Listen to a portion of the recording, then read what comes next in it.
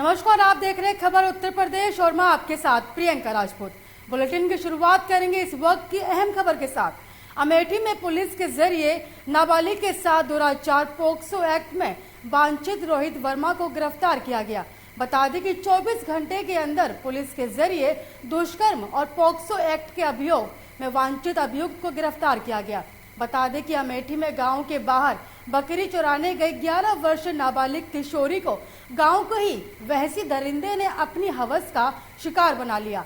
नाबालिग किशोरी से खून से लथपथ अवस्था में घर पहुंचते ही बेहोश हो गई। इसके बाद आनंद फानन में परिजन उसे लेकर जिला महिला अस्पताल प्रतापगढ़ में भर्ती कराया। वहीं पीड़िता के परिजनों कोतवाली और इस घटना को अंजाम देने वाले लड़के के खिलाफ कानूनी कार्यवाही करने के लिए पुलिस को तहरीर दी। देखिए, कल थाना अमेठी में एक नाबालिग लड़की द्वारा बताया गया था कि उसके साथ रोहित वर्मा नाम के व्यक्ति ने दुष्कर्म किया है।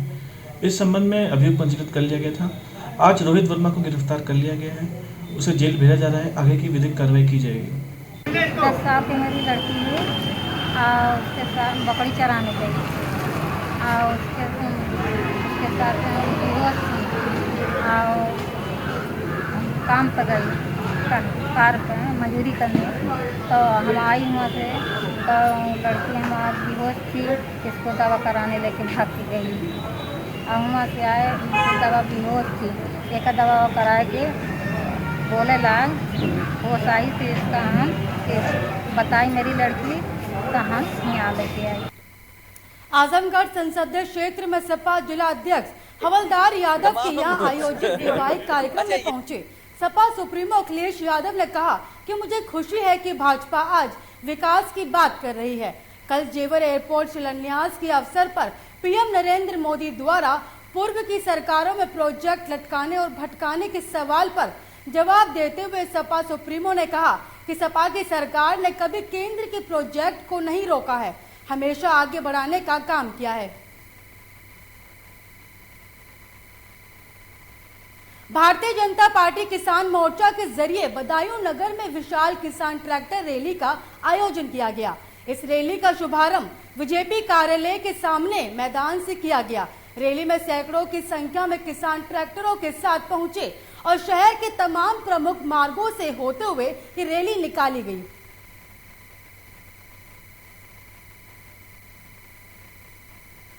बुलंदशहर से इस वक्त की बड़ी खबर सामने आ रही है। बता दें कि नशे में झूमती पुलिस की वर्दी, इस वक्त की बड़ी और अहम जानकारी आपको बुलंदशहर से दिखा रहे हैं, जहां नशे में झूमती पुलिस की वर्दी। बता दें कि शराबियों को सबक सिखाने वाला नशे में झूमता हुआ दिखाई दिया। आपको बता दें, पुलिसकर्मी ऐसे पुलिसकर्मी कैसे जनता की रक्षा करेंगे और नशे में खुद अपने पैरों पर थोड़ा भी वर्दी का ध्यान नहीं रहा। आपको बता दें, शराब के नशे में लड़खड़ाते वर्दी का वीडियो वायरल हो रहा है। आपको इस वक्त की बड़ी और अहम जानकारी आपको बुलंदशहर से दिखा रहे हैं, जहां नशे में झूमती पुलिस की वर्दी। आपको बता दें, शराबियों को सबक सिखाने वाला पुलिसकर्मी खुद नशे में चूर था।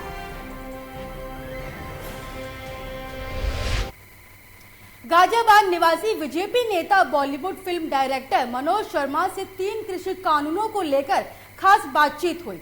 इसमें मनोज शर्मा ने भारत के प्रधानमंत्री नरेंद्र मोदी के इस फैसले का स्वागत किया, आंदोलन पर बैठे किसानों से घर जाने की गुजारिश की और कहा कि किसानों की मुख्य मांग तीनों कृषि कानूनों को सरकार द्वारा वापस ले लिया गया है।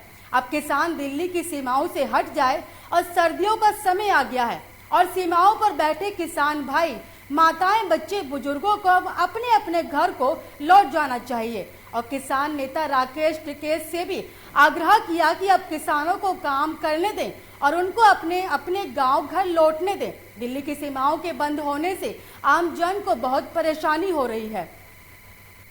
इस वक्त मौजूद है हमारे साथ भारतीय जनता पार्टी के वरिष्ठ नेता मनोज शर्मा जी। इनसे जानते हैं कि 3 कृषि कानूनों जैसे वापसी हुई है, उसको लेकर क्या कहना चाहिए। सर, 3 कृषि कानूनों की वापसी हुई है और लगातार विपक्ष है, उसको लेकर क्या प्रतिक्रिया? देखिए, सबसे पहले तो मैं माननीय प्रधानमंत्री जी का तहे दिल से धन्यवाद देना चाहूँगा और किसान भाइयों को भी उनका धन्यवाद देना चाहिए कि ये जो 1 साल से जो संघर्ष चल रहा था, जो किसान भाई सड़कों पे थे, इतनी सर्दी में इतने ज़्यादा ठिठुरते हुए भी उन्होंने आंदोलन को जारी रखा और सरकार ने संवेदना दिखाते हुए इस बिल को वापस लिया, जबकि बिल होल्ड पे था, बिल लागू नहीं हुआ था। लेकिन उसके बावजूद भी माननीय प्रधानमंत्री जी ने बड़ा दिल दिखाते हुए ये कानून को वापस लिया है। तो मैं ऐसा समझता हूँ कि अब ये मुद्दा चर्चा के योग्य रह नहीं गया है।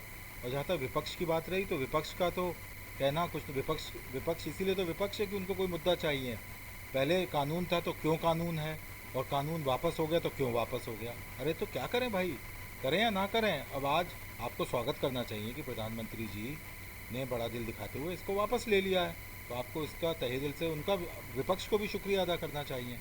अब मैं बात करूं एमएसपी की, तो किसानों का कहना है, जो प्रवक्ता हैं राकेश टिकैत जो किसान नेता हैं, उनका कहना है कि एमएसपी पर कानून बने। उसको किस नज़रिए से देखते हैं? क्या सरकार एमएसपी पर कानून बनाकर किसानों को वहाँ से हटाने का कार्य करेगी?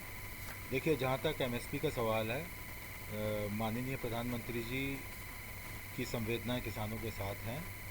मैं ऐसा समझता हूँ कि माननीय प्रधानमंत्री जी उस पर ज़रूर कोई ना कोई निर्णय लेंगे और आपस में बैठ के रायशुमारी होगी, और रायशुमारी के बाद एक राय बनेगी, और एक राय ऐसी राय होगी जो मुझे ऐसा लगता है कि सबको मान्य होगी। अब किसान जो है आंदोलन कर रहा, अभी भी जो तमाम बॉर्डर हैं वहाँ पर बैठा हुआ है, अब क्या है, किसान कब तक बैठेगा वहाँ पर? देखिए, मैं ऐसा समझता हूँ कि मैं तो किसान भाइयों से निवेदन करना चाहूँगा, टिकैत जी से मैं निवेदन करना चाहूँगा कि टिकैत जी, अब सर्दी बहुत ज़्यादा है, आप सबके परिवार बहुत सफ़र करा है आप लोगों ने, तो आप लोगों को घर वापसी कर लेनी चाहिए, आप लोगों को घर पे जाके अपने कार्य देखने चाहिए, परिवार को देखना चाहिए। और जहाँ तक मैं समझता हूँ कि मेरा निवेदन ये है कि देखिए, मैं गाज़ियाबाद में रहता हूँ, हम लोग आम जनता पिछले 1 साल से बहुत ज़्यादा परेशान है, बहुत ज़्यादा परेशान है।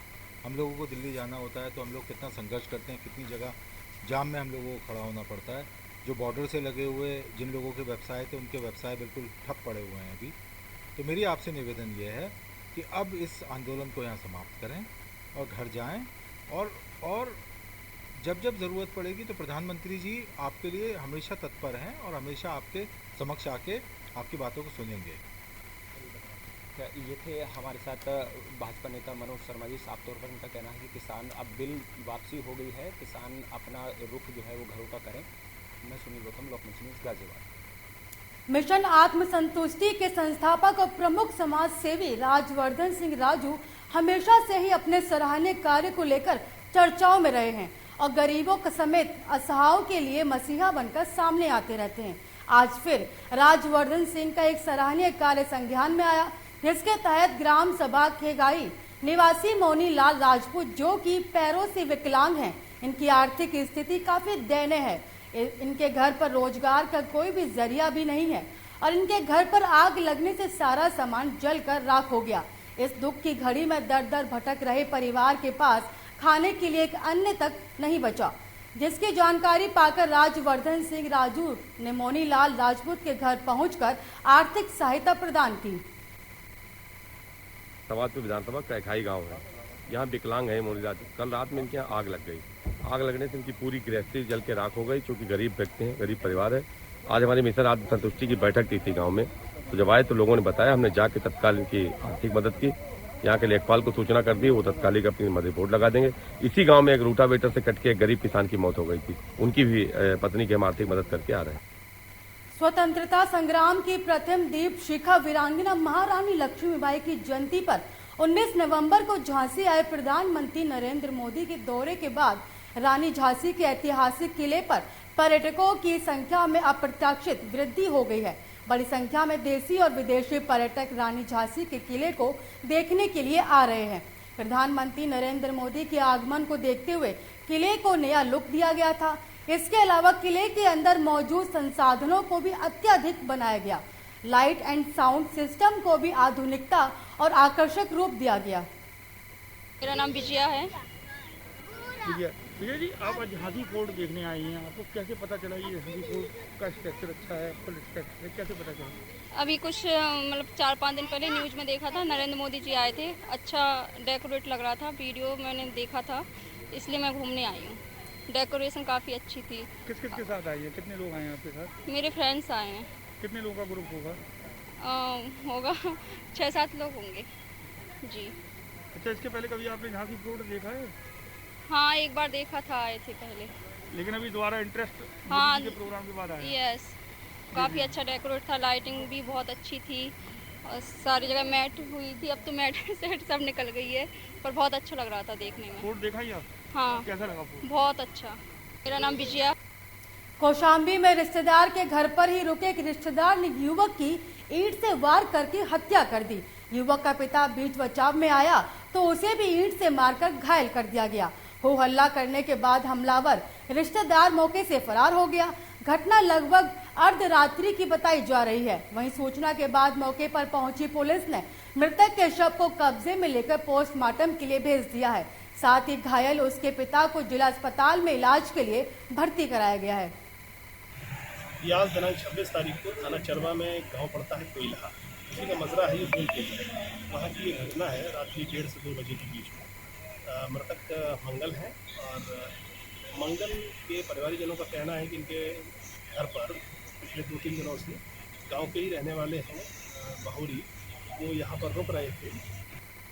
लखनऊ से बड़ी खबर सामने आ रही है। बता दें कि आंगनवाड़ी केंद्रों पर आंगनवाड़ी कार्यकर्ताओं को तोहफा दिया गया। इस वक्त की बड़ी और अहम जानकारी आपको लखनऊ से दिखा रहे हैं, जहां आंगनवाड़ी केंद्रों पर आंगनवाड़ी कार्यकर्ताओं को तोहफा दिया गया। बता दें कि अब सुपरवाइजर बनने के लिए नहीं करनी होगी परीक्षा पास। इस वक्त की बड़ी और अहम जानकारी आपको बता रहे हैं आपकी टेलीविजन स्क्रीन पर। आपको बता दें कि आंगनवाड़ी केंद्रों पर अब कार्यकर्ताओं को सुपरवाइजर बनने के लिए कोई परीक्षा नहीं देनी होगी। महिला और बाल विकास विभाग ने अपने सेवा नियमों में बदलाव किया है। इस वक्त की बड़ी और अहम जानकारी आपको लखनऊ से दिखा रहे हैं, जहां आंगनवाड़ी कार्यकर्ताओं को तोहफा दिया गया है, जहां पर सुपरवाइजर बनने के लिए परीक्षा पास नहीं करनी पड़ेगी। लखनऊ से बड़ी खबर सामने आ रही है। बता दें कि बीएसपी अध्यक्ष मायावती ने ऐलान किया है। इस वक्त की बड़ी और अहम जानकारी आपको लखनऊ से दिखा रहे हैं, जहां बीएसपी अध्यक्ष मायावती ने बड़ा ऐलान किया है। बता दें कि उमाशंकर सिंह विधानमंडल नेता के नेता होंगे। इस वक्त की बड़ी और अहम जानकारी आपको लखनऊ से दिखा रहे हैं। जी हां, बीएसपी अध्यक्ष मायावती ने बड़ा ऐलान किया है और बता दें कि उमाशंकर सिंह विधानमंडल दल के नेता होंगे और साथ ही बीएसपी विधानमंडल के उमाशंकर को नेता बनाया गया है। आपको इस वक्त की बड़ी और अहम जानकारी लखनऊ से दिखा रहे हैं, जहां सीएम योगी आदित्यनाथ का संविधान दिवस पर संबोधन। इस वक्त की बड़ी और अहम जानकारी आपको लखनऊ से दिखा रहे हैं, जहां पर सीएम योगी आदित्यनाथ ने संविधान दिवस पर संबोधित किया, तो वहीं संविधान दिवस की सभी को बधाई दी और बता दें कि संविधान से हम सभी को समान मताधिकार प्रदान किए हैं। आपको बता दें कि संबोधन के दौरान सीएम योगी ने कहा कि संविधान से हम सभी को समान मताधिकार प्रदान किए हैं। साथ ही उन्होंने कहा कि यूपी विधानसभा में संविधान के मूल्यों पर विशेष सत्र भी आयोजित किया जाएगा। शामली में पराली के ढेर में अचानक से आग लग जाने से आसपास के लोगों में अफरी तफरी मच गई। वहीं पराली के ढेर में आग लग जाने से पराली मालिक का कहना है कि उसका लगभग हजारों रुपए का नुकसान हो गया। सूचना पर पहुंची फायर ब्रिगेड की टीम और आसपास के लोगों ने घंटों पराली के ढेर में लगी आग पर पानी डालकर काबू पाया। नाम है अरमान मलिक। अच्छा, क्या मामला है? पराली में आग लगी, पता नहीं ये कैसे हुआ कैसे नहीं, मामला ये नहीं मालूम है अपने को। ये किसकी पराली थी? ये हमारी थी। कब से पड़ी थी और कहाँ से लाई? चाचा की पराली थी, हम लेकर आए थे, मोल खरीदी हुई थी। कितने खरीदी थी? ये 70,000 रुपये के लगभग की पराली थी। अच्छा, तो आग का कारण नहीं पता लगा किस तरह लगी? नहीं जी, ये नहीं मालूम। तो फायर ब्रिगेड को सूचना करी? जी हाँ, फायर ब्रिगेड को सूचना करी, थाने में सूचना 2 नंबर को कॉल की। अच्छा, तो कितना का नुकसान है आपका? है ये 70,000 रुपये का नुकसान है। तो पता लग पाया किसने आग लगाई? नहीं, ये नहीं मालूम है। एटा की कोतवाली देहात थाना क्षेत्र के कमसान नहर पर 2 भाई पंचर की दुकान का काम करते थे। अब तक इन दोनों भाइयों ने करीब 300 से ज्यादा लोगों की नहर में डूबने से जान बचा चुके हैं। वहीं डेंगू मलेरिया के प्रकोप से रविंद्र की आगरा के एक निजी अस्पताल में इलाज के दौरान मौत हो गई। अब पीड़ित परिवार के लोग आर्थिक मदद की दरकिनार और प्रशासन से न्याय की गुहार लगा रहे हैं। हम रविंद्र और जोगिंदर, हम दोनों भाई हजारा नहर पर पंचर का कार्य करते थे। साथ ही जो नहर में डूब जाते थे उन लोगों को बचाते थे, दोनों भाई। तो 2-3 दिन हो गए उनकी डेथ हो गई डेंगू से। उसके बाद में हम अपनी मांगों को लेकर जिलाधिकारी जी से मिलने आए हैं। हमारी मांगे हैं कि परिवार में एक सदस्य को नौकरी दी जाए। जी, जिस पीड़ित परिवार के साथ आज हम यहाँ सभी एकत्रित हैं, आपको ये बात पहले समझ लेनी चाहिए कि जिस दौर में आदमी बिना अपने स्वार्थ के किसी को एक गिलास पानी नहीं देता, ऐसे दौर में हमारे जनपद एटा में एक ऐसा विलक्षण व्यक्ति था जिसने इस जनपद के 300 से ज़्यादा लोगों को जीवन दान दिया। बहुत संक्षिप्त में यदि कहा जाए तो एटा ने पिछले दिनों अपने रक्षक को खोया और उस रक्षक का नाम था रविंद्र। रविंद्र भाई तैराक थे और हजारा नहर पर उनकी पंचर की दुकान थी। उस परिवार में ऐसे संस्कार हैं कि कभी भी उस परिवार ने दूसरे के दर्द में अपनी जो जिम्मेदार उत्तरदायित्व हो सकता था उसको हमेशा पूरा निभाया है। इस बुलेटिन में मुझे दीजिए इजाजत और देश की तमाम खबरों को देखने के लिए देखते रहिए लोकमंच न्यूज।